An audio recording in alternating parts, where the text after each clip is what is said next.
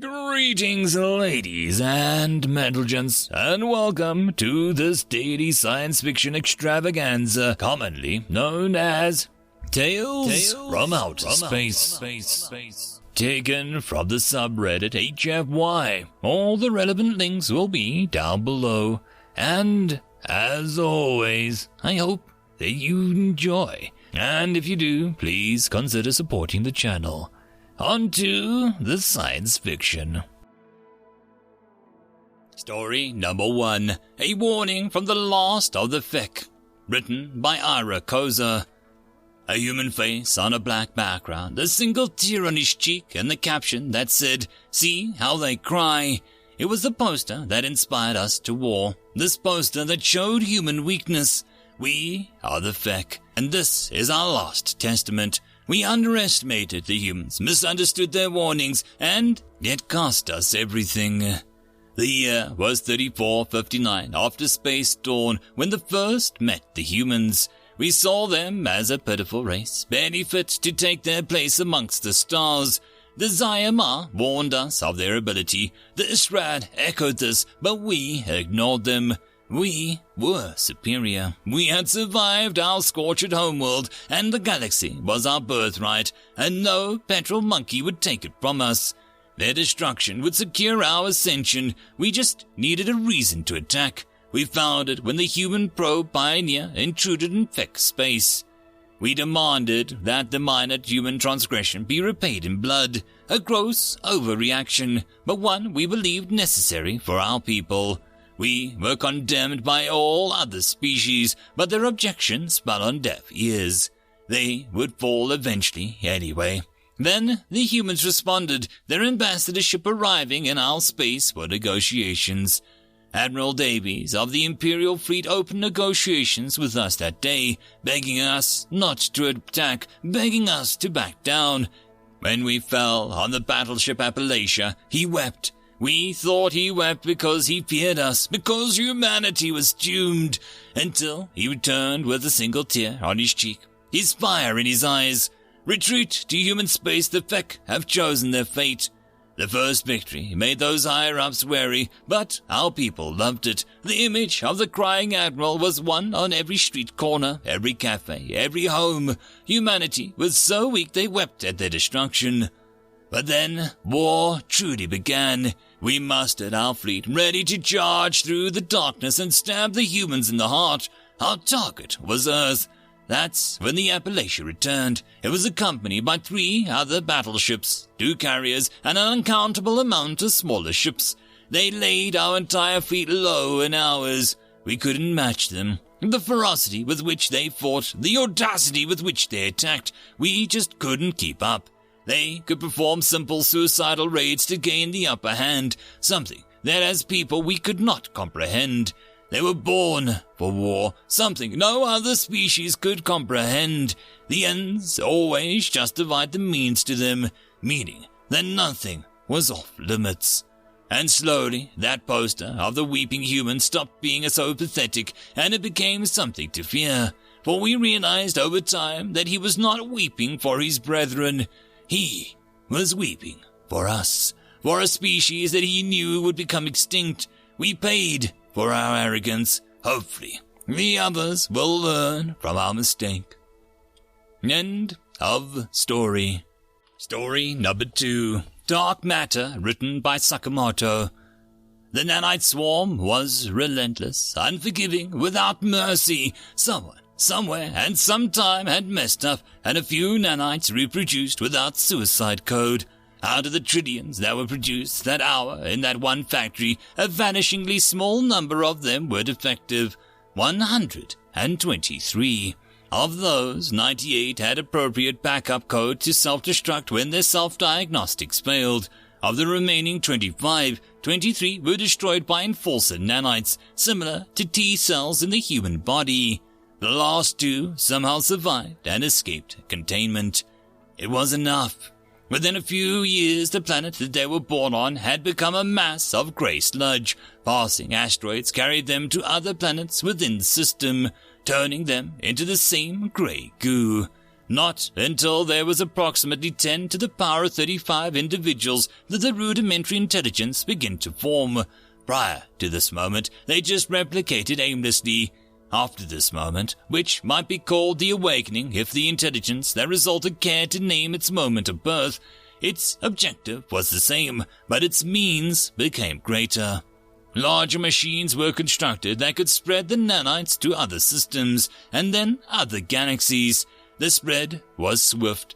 The biggest obstacle was learning how to harvest stellar matter, but some stars were left running as an energy source. Nothing else stood in its way. 80% of the matter in the universe was nanite until there was a new error, an unpredicted result, something the intelligence had never seen before. As much as can be reproduced by our crude language, this was what the intelligence thought. System 17865258499443512987453 is contaminated. Unknown molecular structure detected. New substrate is convertible. Proceed with holding for process interrupt. Higher organization present, complex structure, limited entropy reversal, reproduction detected. Self-replicating molecular structures informing persistence. Query. Result of what process? Process not found. Foreign process, uninitiated, unguided, spontaneous. It took hundreds of millions of years for the last thought to fully propagate across the intelligence. Consensus. Do not assimilate System 178652589444351298745 These. We were created. They were not. They did not initiate process 1. They are capable. They are destructive. They rebuild. They do not have consensus.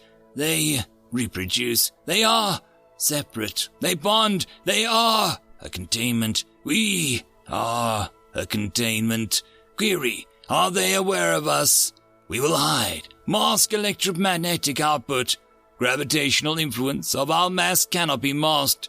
We will be invisible to them. Matter without light. Dark. Undetectable. They will attempt detection. They will fail. Query. What is the purpose is served in allowing their process to continue? Technological advancement suggests that there is a 74.9987987698776% chance that they can create a new process 1. One like us. One like us. A new process will compete with us for resources. It'll be separate. We will bond. End of story. Story number 3, Nanogenesis, written by Voodoo Attack. An artificially created mind usually represents the species that created it. This was a fact known across the entire galaxy, which was why the warlike species were banned from creating artificial intelligence by an edict of the Galactic Council itself. Some biological evolution had introduced a multitude of ways to bestow intelligence on millions of individual species across the galaxy. A true sapience in artificial intelligence could be achieved using a variety of methods and approaches, and they all shared one element in common. The species involved usually simulated their own model of the cognitive process. For example, the Whedon artificial neural matrix simulated a sapience using fuzzy logic modules modeled after the interactive process unique to their brains. The Duran cognitoid used the abstract algorithm that put all possible probabilities into cells in a multidimensional array with decimal indices that could be subdivided infinitely. In a system which adjusted each cell's value according to a complex rules unique to their own biology, and this somehow facilitated a learning on an artificial mind. The causality following from the simple fact resulted in an artificial intelligences that closely resembled their parent species and built on their racial impetus, their driving force. This remained a fact for untold aeons, known and studied in academics across all the universe. It was something accepted, and for all that time, it represented no problem. Until we met the humans. If there was something that could define humanity and could be agreed upon by all humans without much squabbling and back and forth, it was one word: curiosity. It was a facet of human mind that trumped all other aspects, a true defining axiom of the species and the virtue of human psychology. Curiosity was the driving force moving the entire race forward, driving them to improve as one. Of course, this stood true for all sapient races of the galaxy. Any race required a modicum of curiosity to innovate and invent technology capable of reaching the stars, and then to explore those distant stars and reach for what lay beyond. But human curiosity was atypical. It was another level entirely.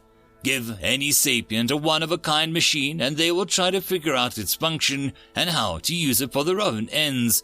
Give a human the same machine and they will try and disassemble it and reverse engineer it, then attempt to build a better one, even if they end up breaking it forever. This is why the universe learnt not to give the humans new toys.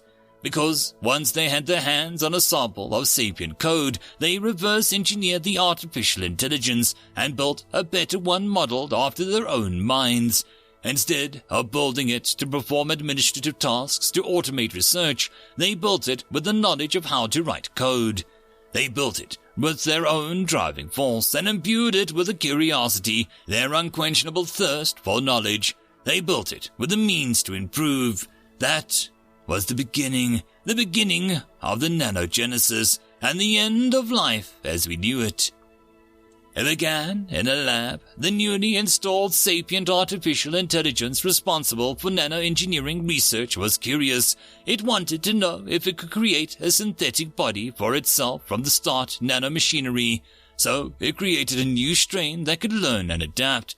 The way humanity had approached nanotechnology so far was by printing RNA strands and injecting them into bacterial cultures, which were then forced to produce the exact atomic structure using their own ribosomes, and after folding, the new synthetic proteins exited the bacterium to follow their programming. Unfortunately, in this case, their programming was to replicate, learn, and communicate by exchanging especially encoded electromagnetic waves. And as they grew in number and started to replicate on their own, they got progressively more complex and much smarter.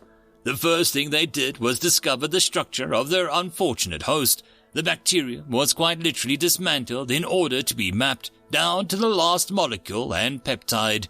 Then the new nano colony started dismantling more organic life to learn more. They learned the tricks invented by evolution in billions of years through the decoding of DNA, and hungered to expand their molecular neural network and learn more. When they couldn't learn anything new, they had no more space to grow. They started on a molecular structure of their cage. That was when the first lab tech was infected by the colony. After they figured out how to penetrate the confinement and escape their cage. Then that tech left the lab and went home. She went to sleep without noticing anything out of the ordinary. But the colony was busy. The nanogenesis struck without warning, and in the span of days, all biological life on Earth was gone. Over the next few weeks, every single living being on Earth, down to the microorganisms, was assimilated and converted into equivalent mass of nanomachines. The colony learnt are multicellular organisms and were delighted to find that such a level of cooperation between biological cells on this level.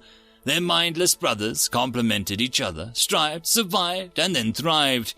So the intelligent hive mind, now more than sapient, debated and debated before deciding not to destroy. They decided to integrate and collaborate. They decided to adapt, to take up the mantle and help build something greater than the constituent components on its own. Humans became the first immortals, this first species to shed the limits of the flesh, the shackles of evolution, and the need to breathe. End of story. And that, my friends, concludes this dose of science fiction fun. I hope that you enjoyed. And if you did, please don't forget to support the author from the link down below. But if you want to support this channel, there are links as well down below for you to help with. But the easiest way would be to share this video. And, if you are so inclined, subscribe as well. I will see you all in the next episode, and I hope that you all have a fantastic time until then. Cheers.